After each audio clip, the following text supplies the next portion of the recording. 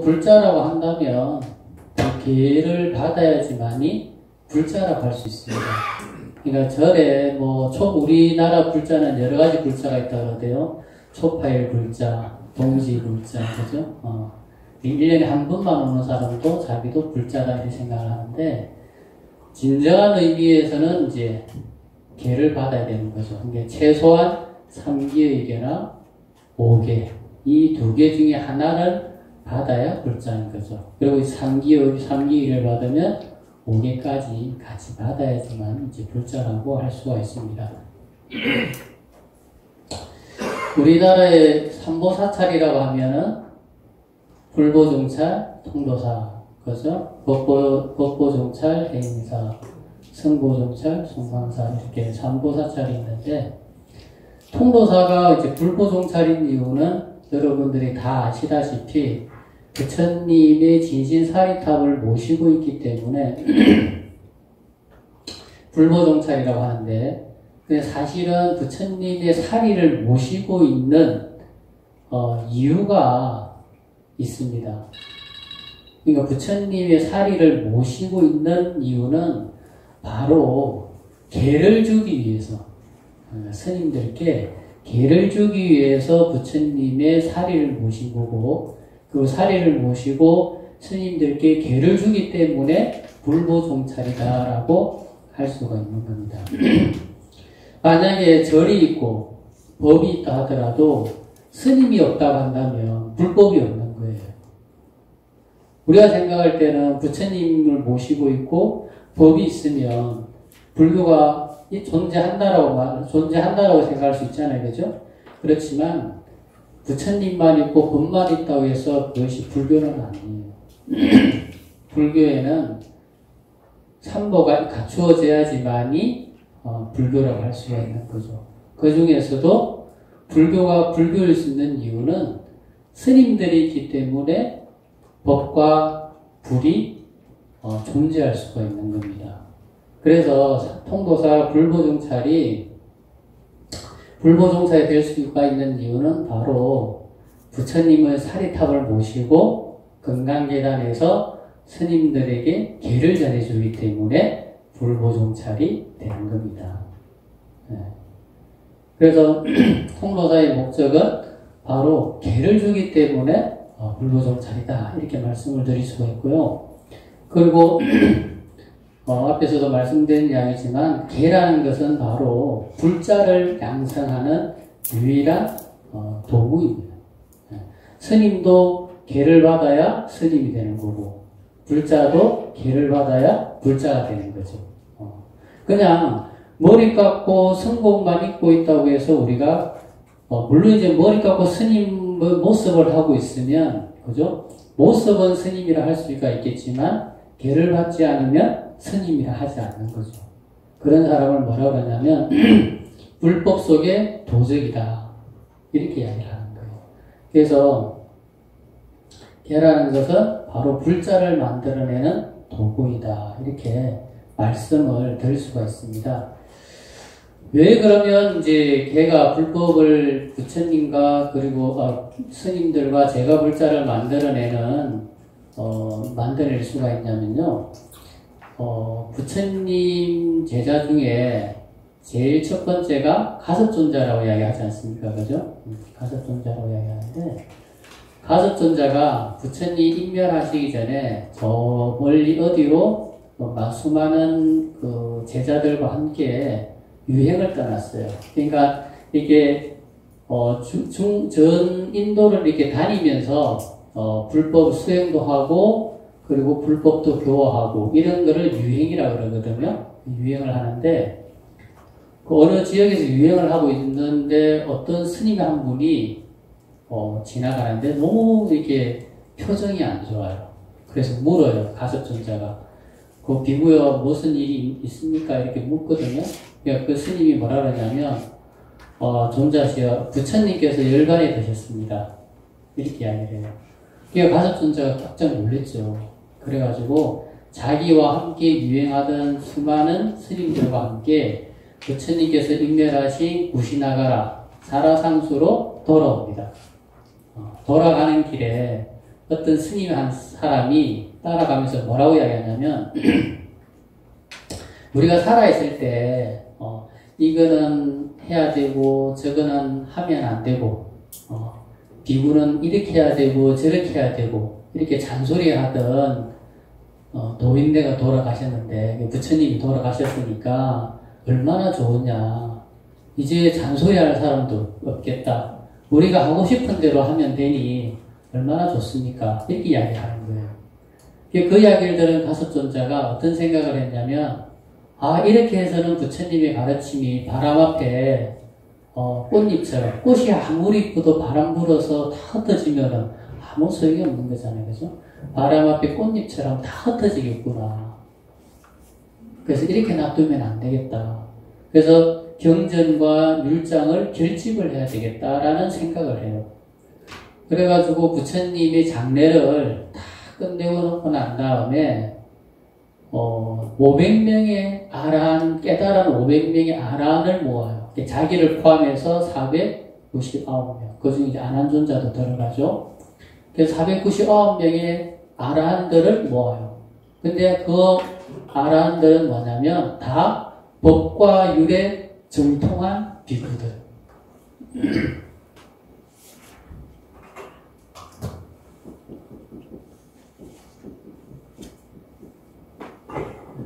법과 율에 정통한 비구들을 500명을 모아요.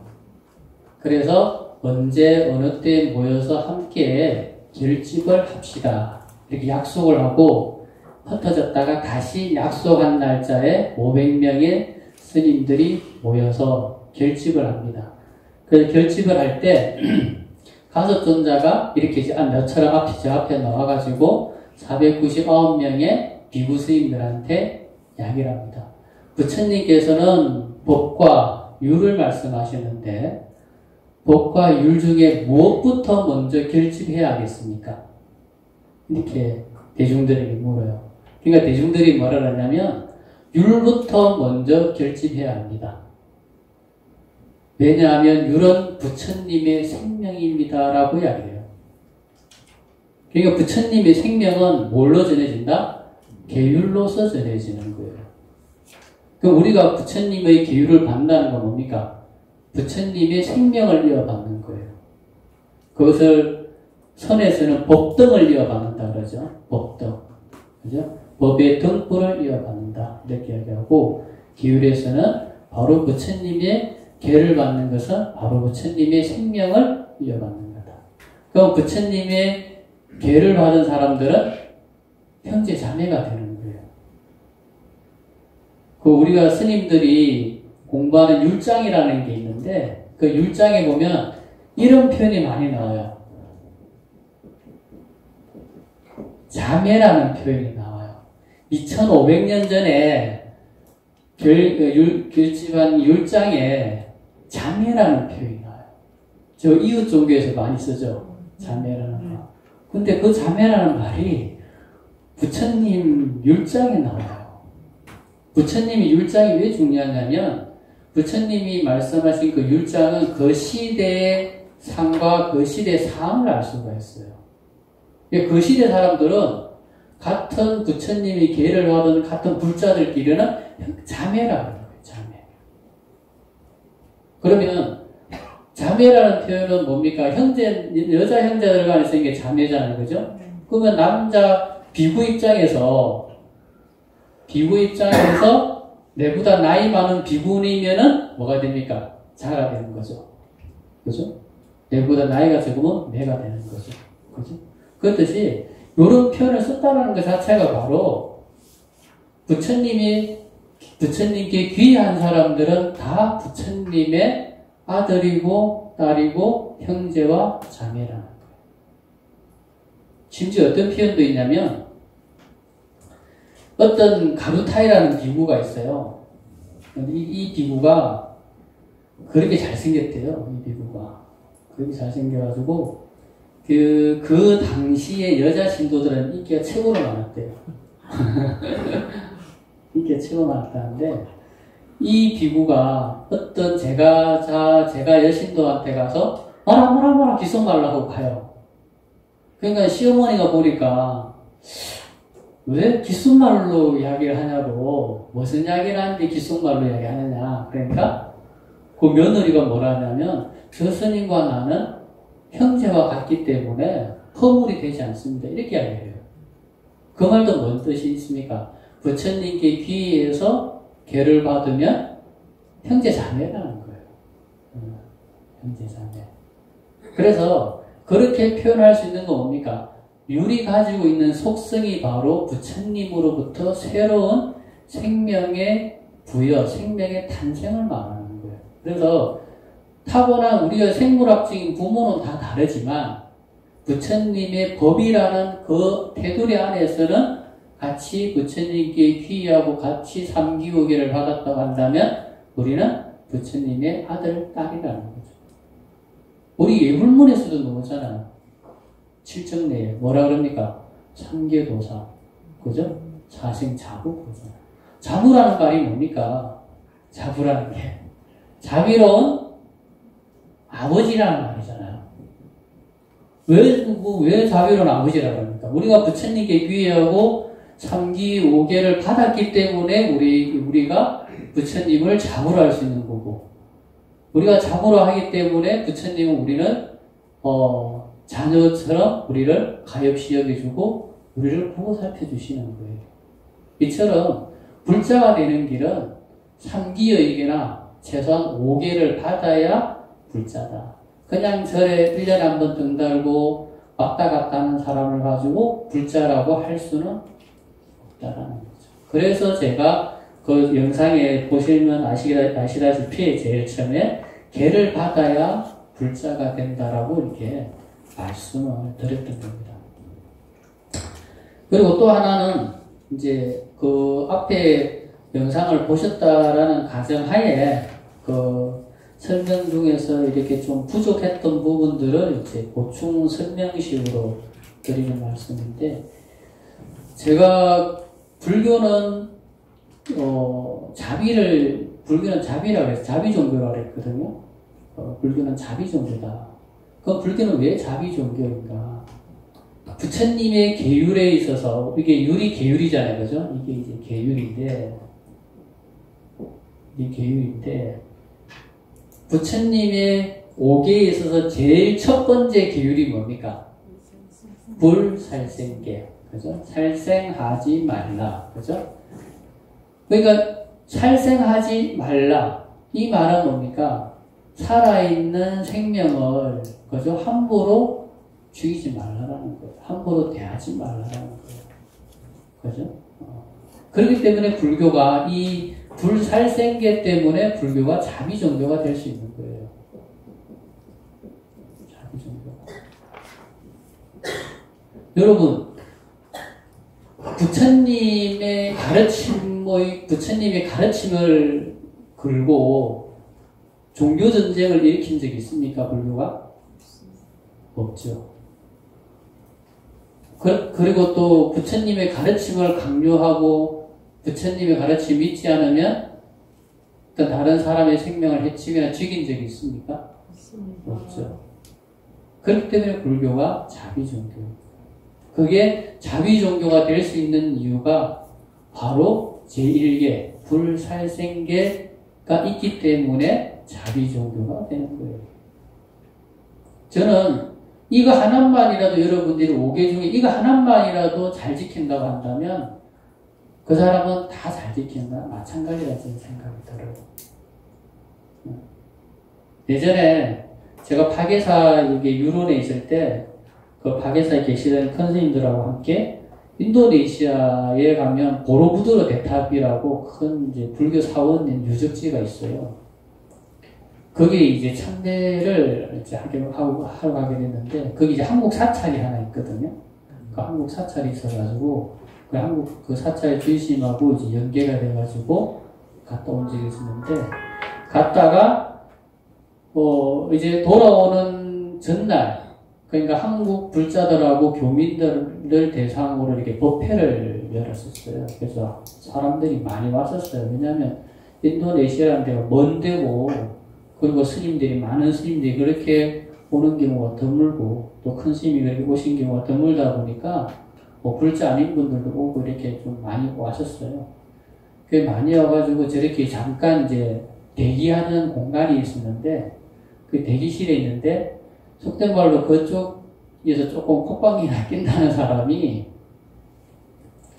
이 사람은 불자는 아닌데 다른 종교를 믿는 사람 같은데 처음에 와서 미사역으로 이렇게 좋은 말을 하는 듯 하더만 이제 서서히 불교를 서서히 이렇게 까는 거예요. 그러니까 이제 스님들이 그냥 가만히 듣고 있었어요. 가만히 듣고 있다가 한 스님이 그런 이야기를 했어요.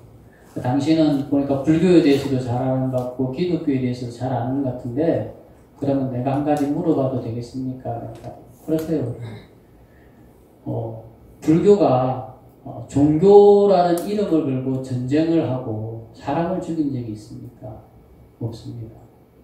기독교는 종교라는 이름하에 그 사랑을 표방한다는 종교라는 이름하에 수많은 종교 전쟁을 일으키고 또 수많은 사람을 죽였지 않느냐.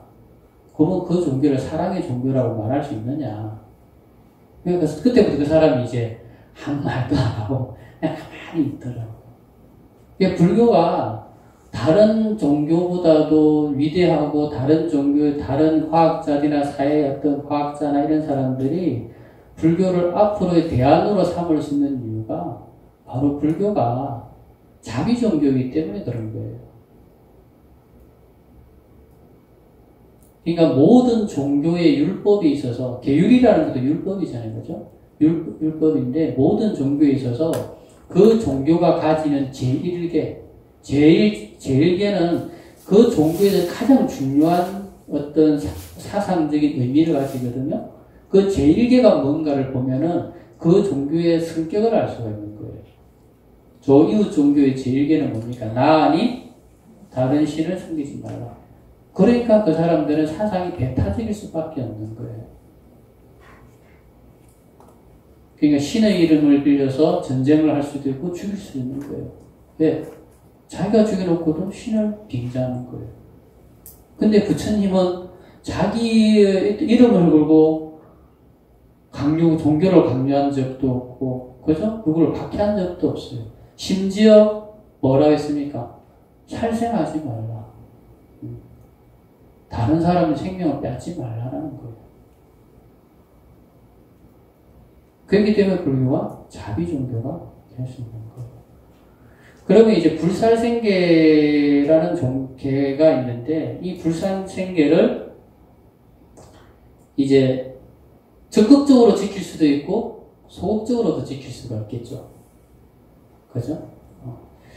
그러니까 이 개를 이제 잠깐 이 계율의 개자가 나왔으니까 이 개를 가지고 잠깐 설명을 일단 드리고 넘어갈게요. 이 개라는 것은 자율적입니다. 타율적이지가 않아요. 타율적이죠. 자율적이에요. 자율적이고요. 또 개의 근본 목적은 뭐냐면 단속하는 데 있어요. 단속. 단속이라고 하면 어떤 단속을 말하냐면 탐진치 삼독의 단속. 삼독을 단속하는 거예요. 삼독을 단속하는데 이걸 좀 더 넓게 이야기하면 오용락에 대한 단속이에요. 그러니까 이제 감각적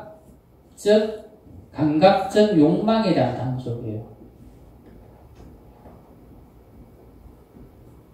감각적 욕망. 그러니까 탐진치라고 해도 되고 다른 말로는 감각적 욕망이라고 해도 돼요. 감각적인 욕망이라는 건 뭐냐면 눈으로 보는 거, 귀로 듣는 거, 코로 냄새 맡는 거, 혀로 맛을 보는 것, 몸으로 촉감을 느끼는 것, 이것을 감각적인 욕망이라고 그래요. 그래서 이 감각적인 욕망을 단속해야 하는 것이 바로 개예요. 그러니까 찰도운망주가 가지는 것이 뭐냐면 감각적인 욕망, 탐진치, 삼독에 대한 단속을 의미하는 거예요. 예. 그래서 이거 이제 단속을 이제 또 다르게 표현하는 데가 있어요. 혹시 사찰 같은 데 가시면 보신 적이 있는지 모르겠는데 이걸 어떻게 또 표현하냐면 다르게 표현하냐면 해왕반조라고 들어보셨어요? 해왕반조.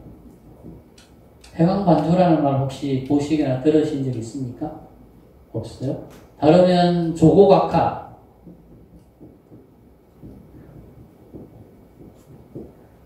이게 이제 선방 같은 데 가면 스님들 참선하는데 선방 같은 데 가면 이런 걸 많이 붙여놨어요.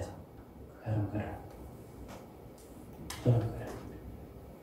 그러니까 개가 뭐라 했습니까? 감각적인 욕망을 단속하는 방법이 개라고 그랬잖아요. 그죠?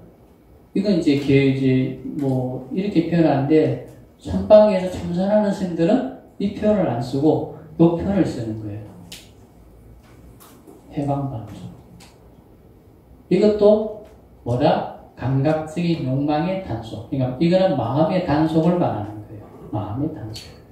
그래서 이 광이라는 것이 이제 빛광자인데 이건 마음을 상징하는 거예요. 해광이라는 건 뭐냐면 바깥으로 향하는 나의 마음을 돌이켜서 반조, 자기 마음을 보라. 그러니까 내 마음을 볼 수 있는 유일한 방법은 뭡니까? 밖으로 향하는 내 마음을 돌이켜서 자기 마음을 봐야지만이 자기를 볼 수가 있어요. 그러니까 바깥으로 향하는 내 마음을 돌이키는 방법이 뭐다? 그게 단속이에요. 단속. 그러니까 단속이라는 말이 어떤 말에 많이 씁니까? 우리가 문단속이라는 말을 쓰잖아요. 그죠? 자기 전에 문단속하고 자지 않습니까? 자기 전에 뭐 다들 문 닫고 잠금을 잠그고 이렇게 딱 하고 자면은 마음이 편안하죠. 그죠? 잠이 잘 오죠. 근데 문단속을 안 하면 뭔가 마음이 신경이 쓰이고 불편해서 잠을 잘 못 자요. 그렇듯이 이게 개를 통해서 내 마음이 단속이 되어야 내 마음이 편안해지면서 내 몸이 편안해지는 거예요. 내 몸이. 그래서 계율은 단속인데 이 단속이 뭐다? 마음의 단속이 되면서 결과적으로는 마음의 평안을 가지고 오는 거예요. 그래서 개가 가지고 있는 역할이 이런 역할을 하는 거다. 그러니까 우리가 여러분들이 수행을 하든 무슨 공부를 하든 이게 마음의 단속이 이루어지지 않고는 공부를 해도 공부에 대한 집중이 안 생기는 거고 여러분들이 뭘 해도 발전이 없는 거예요. 왜? 책을 보는데 눈은 책에 가 있는 것 같은데 마음은 부탄 데가 있어요. 이건 뭐예요? 내 마음을 잃어버린 거예요. 그럴 때는 어떻게 됩니까? 그 내 마음을 다시 내 마음을 볼 수 있도록 돌이켜야죠. 그래야지만이 내 마음을 볼 수가 있고 내 마음을 봐야 탐진치 삼독이라는 것을 제할 수 있는 거예요. 탐진치 삼독이 내 마음 밖에 있는 게 아니거든요. 내 마음 밖에 있는 거면 그죠? 대적하기도 쉽고 싸워서 이기기도 쉽지만 이 탐진치 삼독이라는 것이 내 마음 속에 있기 때문에 이 탐진치 삼독을 보려면은 내 마음을 봐야지만이 탐진치 삼독을 볼 수가 있는 거예요. 우리가 탐진치 삼독이 있지만 사람들 개개인마다 다 삼독이 다 달라요. 어떤 사람은 탐심이 강한 사람이 있을 수 있고 어떤 사람은 진심이 강한 사람이 있을 수 있고 어떤 사람은 치심이 강한 사람이 있을 수 있어요. 근데 그 모든 그거에서는 뭐다? 치심이 어리석은 마음이 바탕이 되어서 진심으로 나타나기도 하고 치심으로 나타나기도 하고 탐심으로 나타나기도 하고 그래요. 그렇기 때문에 사람들마다 좋아하는 게 다 다르고 싫어하는 게 다 다르잖아요. 그죠? 그러니까 좋아하는 게 다르고 싫어하는 게 다르다는 건 뭐냐면 여러분들이나 제가 가지고 있는 탐진치, 삼독의 속성이 다 다른 거예요. 일률적이지 않은 거예요. 그러면 자기 마음을 회광반조해서 마음을 단속해서 보면 아, 내가 좀 탐진치, 삼독 중에서 내가 좀 진심이 강하구나. 내가 치심이 강하구나. 내가 좀 어리석음이 강하구나. 이걸 알 수가 있는 거예요. 뭐든지 알아야 해결 방법을 강구할 수 있고 해결 방법을 찾을 수 있고 문제를 해결할 수 있는 거죠. 문제를 모르고는 문제 해결 방법이 없는 거예요. 그래서 개라는 것은 그런 의미를 가지고 있다. 율이라는 것은 타율적이에요. 이건 자율적이지가 않아요. 타율적이에요. 타율적이면서 어기면은 제재가 따르어요. 제재가 따릅니다.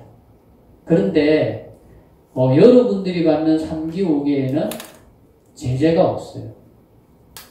제재가 없어요. 근데 스님들이 받는 계율에는 제재가 있어요. 그래서 계율을 어겼을 때 따르는 제재가 있지만 제가자들이 받는 계율에는 아까 말한 타율적으로 제재가 명확하게 구분되어 있지가 않다는 거예요. 그러니까 여러분들의 자율의지에 달려있는 거예요. 그래서 이제 율이라고 했지만 여러분들에게는 개만 있는 거지 율이 없는 거예요. 근데 스님들은 아까 말씀드린 것처럼 이 율이 있는 거예요. 공동체 생활을 하잖아요. 여러분들은 제가자들이 모여서 공동체 생활을 안 하잖아요. 만약에 공동체 생활을 한다고 한다면 규칙을 위반했을 때 따르는 처벌이 있잖아요. 그래서 그게 율이에요. 그러니까 스님들은 공동체 생활을 하잖아요. 함께 수행을 하고 함께 밥 먹고 함께 수행하고 공부하니까 그걸 어기게 되면 규칙을 어기게 되면 타율적으로 제재가 따르는 거죠. 그러니까 율이 있는 거고 여러분들은 개개인이 각각 가정에서 따로따로 생활하다 보니까 콕 집어서 말할 수 있는 율이라는 게 존재하지가 않는 거죠. 그래서 개와 율은 의미를 가지고 있다. 그렇게 생각을 하시면 되겠습니다. 그리고 앞전 강의 시간에 계율은 인과법이라는 말씀을 제가 들었는데 기억을 하신지 모르겠습니다. 계율은 왜 인과법이라고 하냐면 저는 이제 보통 이제 다른 데로 정확하게 인과법이라고 이야기를 해놓지는 않는데 제가 이제 유론에서 스님들이랑 함께 공부하고 가르치고 하면서 율장을 이렇게 보다 보니까 계율은 계율도 역시 인과법이구나. 어떤 책에는 보면 어떤 계율을 어겼을 때는 어떤 지옥을 가고 이렇게 설명되어져 있는 데도 있어요. 그래서 계율은 철저하게 인과법을 바탕으로 하고 있다. 그러니까 계율을 잘 지키면 잘 지키는 과보가 있는 거고 계율을 어기는 과보가 따르는 거예요. 그러면 잘 지키고 못 지키고 누구에게 달려있다? 바로 여러분들한테 달려있는 거예요. 그러니까 여러분들이 계율을 3기 5기를 받아서 잘 지키면 잘 지키는 과보가 확실하게 있고 또 어기게 되면 어기는 만큼의 과보가 있다. 그러니까 이런 이제 인과법에 대한 철저한 믿음이 있어야지만이 부처님 계율이든 부처님의 말씀이든 그게 여러분들에게 큰 의미가 될 수 있고 그게 여러분들에게 삶에 어떤 영향을 미칠 수가 있는 거예요. 믿거나 말거나 이러면은 3기호계를 받을 의미가 없는 거고 부처님 말씀을 공부할 이유가 없는 거예요. 그래서 부처님의 계율은 인과법이다 이렇게 말씀을 드릴 수가 있겠습니다. 혹시 백장선사라는 분을 들어보신 분이 있어요? 백장선사? 안 들어보셨어요? 그 백장선사가 하신 말씀 중에 유명한 게 일일불작이면 일일불식이다. 하루 일하지 않으면 하루 먹지 않겠다라는 이제 유명한 이제 말씀인데 이제 그분이 선농일치를 주장하신 분이거든요. 이제 그분이 이렇게 매일 이제 보름마다 한 달에 한 번씩 이렇게 늘 이렇게 법문을 하면은 늘 이렇게 와서 법문을 듣던 노인이 한 분 있었어요. 노인이. 그 노인이 법문을 끝나고 나면 항상 제일 늦게 일어나서 가고 또 법문을 하게 되면 또 제일 일찍 와서 또 법문을 듣고 끝나면 또 제일 늦게 일어나서 가는데 어느 날 그 노인이 백장 스님에게 질문을 던집니다. 뭐라고 하냐면 스님 제가 사실은 예전에 여기에 살던 스님이었다는 거예요. 스님이었는데 어떤 스님이 하나가 와서 나에게 질문을 하기를 깨달은 도인도 그러니까 과보를 받습니까? 이렇게 질문을 했다는 거예요. 근데 그때 그 스님이 뭐라고 답을 하냐면 불락인과라 이렇게 하겠대요. 불락인과. 불락인과. 이게 떨어질 낙자거든요.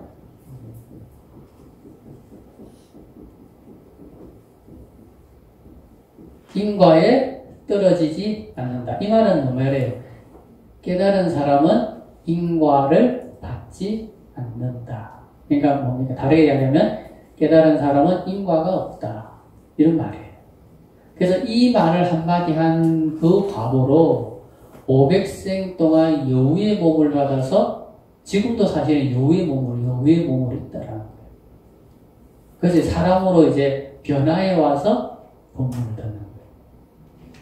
그래서 이제 그 백장 스님한테 질문을 하기를 제가 그때 당시로 돌아가서 그렇죠? 제가 그 수행자가 되고 수행자 입장에서 제가 스님께 다시 질문을 올리겠습니다. 깨달은 도인도 인과를 받습니까?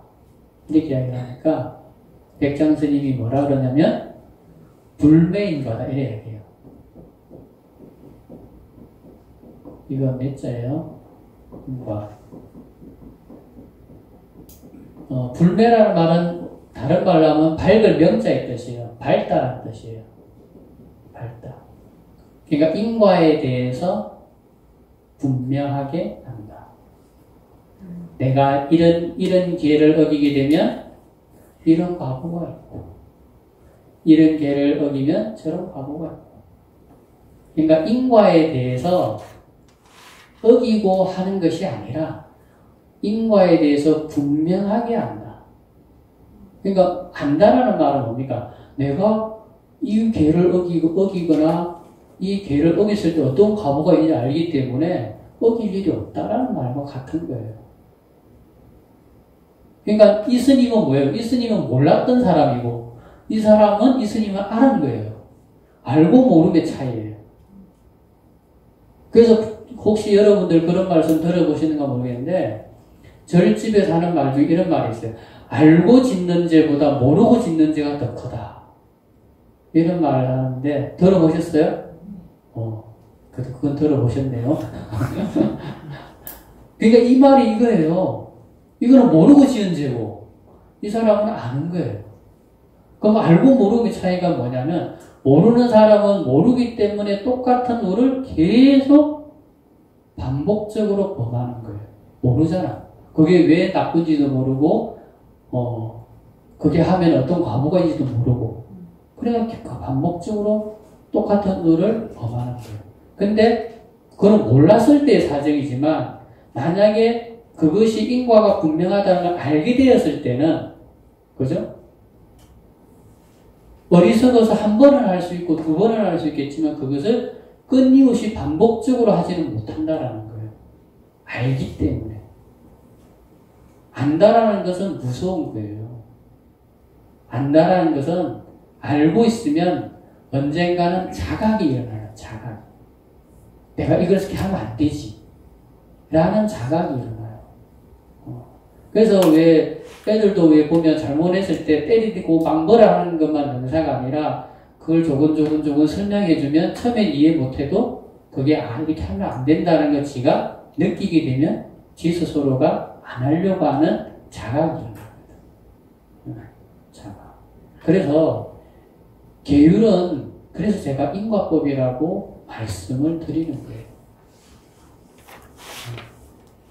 그러니까 이 인과에 대해서 분명하게 내가 알게 되면 계율을 더 잘 지킬 수가 있는 거예요.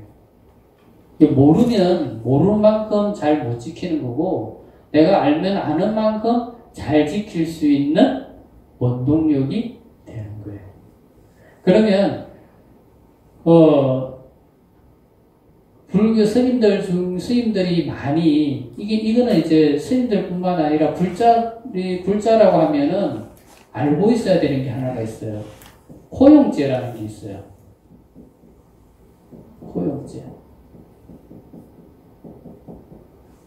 호용죄라는 게 있는데, 그러니까 원래의 목적대로 사용되지 않았을 때 생기는 죄라는 거예요. 여러분들 혹시 송광사 가보셨어요? 네. 송광사 가셨으면은 그 송광사 떠난 일주문 다리 건너가는데 요 아치교 다리 밑에 이렇게 동전 걸어놓은 거 보셨어요? 설명 듣거나? 안 보셨어요? 혹시 다음에 또 송광사 갈 일이 있으면 그거 한번 보세요. 이 아치교가 이렇게 있고, 아치교 용이 한 마리 조각되어 있고, 그 용에다가 철사로 가지고 엽전 상평통부 2장을 꼬아가지고 이렇게 걸어놨어요. 그 왜 걸어놨냐면, 그거를 공사할 때 시주를 받아서 했을 거 아니에요, 그죠? 시주를 받아서 공사를 했는데, 다 하고 나니까 딱 엽전 2장이 딱 나온 거예요. 그러니까 원래 시주 받을 때 목적이 뭐였어요? 다리를 만든다는 목적으로 돈을 받았잖아요. 근데 다 하고 나니까 엽전 2장이 남았어. 그러면 다른 데로 쓸 수도 있는데 다른 용도로 쓰게 되면 이 호용죄를 못 하게 돼요. 호용죄. 혹시 여러분들 그런 거 경험하시는지 모르겠는데, 그래서 뭐 내가 절에 갔는데 친구가, 야, 뭐 내가 절에 바빠서 못 가는데 네가 대신 내 등 좀 달아줘. 뭐 이러면서, 예를 들어서 5만원 주든지 10만원 줬어. 그걸 받아가 오다가 갑자기 뭐 살 일이 생기는데, 돈이 없네? 그래서 그걸 돈을 가지고, 내가 사야 될 걸 샀어. 그리고 다음에 올 때, 모자란 만큼을 내 돈을, 보충해가지고 등을 달았다. 그것도 호용죄라는 거예요.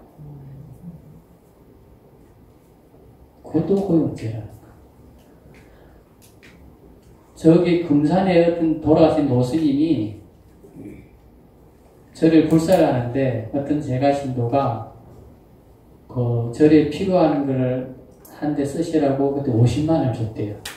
근데 그 선생님이 50만원을 가지고 오는데 오다가 뭘 살 일이 생겼어요. 근데 그 돈이 없어. 근데 50만원이 그렇게 있어요. 그리고 그걸 사면 되잖아요. 그죠?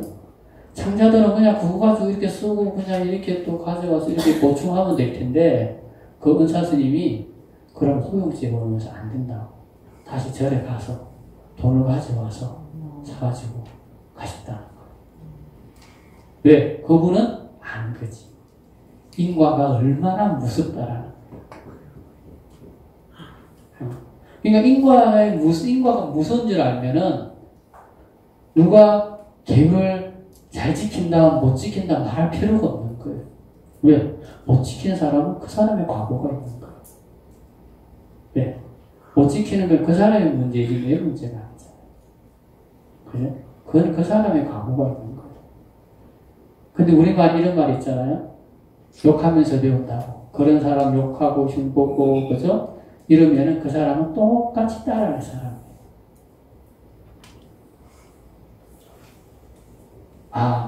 그런 걸 보면서 나에게도 그와 같은 허물이 없는지, 나에게도 그와 같은 우를 범할 일이 없는지, 자기를 되돌아보고 반성하는 사람이 똑같은 우를 끊을 수가 있고, 똑같은 우를 범하지 않을 수가 있는 거. 그래서 계율은 오로지 자기 자신의 수행을 위해서 자기 삶의 어떤 도덕성을 개발하고 자기 마음의 덕성을 개발하는 쪽으로 그것을 적용을 해야지, 이것을 다른 사람의 옳고 그름을 따지고 다른 사람의 시비를 따지는 쪽으로 계율을 적용해서는 안 된다. 보면은 우리 절집에도 보면 계율을 잘 지키는 스님이 있으면 그 스님 옆에는 상자들이 잘 안 있으려고 그래요. 원사 스님인데 너무 빡시니까. 그렇잖아요. 부모님도 그렇잖아요. 너무 아버지가 너무 음하면은 부모라도 왜 가까이 하기 어렵잖아요. 싫은 게 아니고 어렵잖아요. 그죠? 또 그런데 그런 분들의 특징이 자기 자신이 더 엄격하고 남한테도 또 엄격해버리니까 어려운 거예요. 근데 계율은 그게 아니에요. 자기 자신에게는 엄격하되 다른 사람에게는 조금 이렇게 곁을 내줄 수가 있어야 그래야 계율을 잘 지키는 사람과 가까이 할 수 있고 근데 나는 지금 계율 잘 못 지키지만 조금 내 친구가 잘 지키고 내 도반이 잘 지키면 그렇게 지내다 보면 아 저렇게 계율을 지키는 방법도 있구나 내가 몰랐는데 그러면 그런 데서 하나하나 알아갈 수 있고 깨우쳐감을 통해서 나도 그렇게 잘 지킬 수 있는 사람이 될 수가 있잖아요. 근데 너무 엄격 이래 보면은 그냥 그 뭡니까 잘 지키고 잘 하는데 그냥 뭐 왜 우리 중생들은 이게 탐진치 삼독이 늘 작동하기 때문에 그냥 괜히 싫어지는 거예요. 그래서 계율을 받으면 계율은 자기 자신에게 적용하고 자기 자신에게 엄격하고 남에게는 관대한 사람이 되어야 자기 자신에게도 이롭고 다른 사람에게도 이로울 수가 있다. 그런 말씀을 들을 수가 있을 것 같아요. 그래서 계율은 반복된 말씀이지만 철저한 인과법을 바탕으로 하고 있기 때문에 남을 이렇게 말할 필요가 없습니다. 자기 자신의 그걸 통해서 반면교사로 삼아야죠. 반면교사. 그래서 공자님도 말씀하셨잖아요. 삼인이사라고. 세 사람이 길을 가면 삼행이사. 그래서 세 사람이 길을 가면 그 속에 스승이 있다. 그거는 그 말은 뭔 말이냐면 스승이 있어서 스승이 있는 게 아니에요. 내가 그 사람들을 통해서 반면교사로 삼기 때문에 그분들이 나에게 스승이 될 수 있는 거예요. 스승과 같이 갔기 때문에 나에게 스승이 되는 것이 아니라 잘하는 걸 보게 되면 나도 저렇게 해야 되겠다. 못하는 걸 보면 나는 저렇게 안 해야 되겠다. 이렇게 하면 그게 뭡니까? 스승이 된다. 스승의 지위에 있어서 스승의 말과 언행을 해서 스승이 되는 것이 아니라 내가 어떻게 느끼느냐에 따라서 스승이 될 수가 있는 거예요. 그렇듯이 계율은 철저한 인과법을 바탕으로 하고 있기 때문에 계율에 대해 못 지키는 사람에 대해서 잘 지킨다 못 지킨다 시시비비를 하는 것은 금물이다.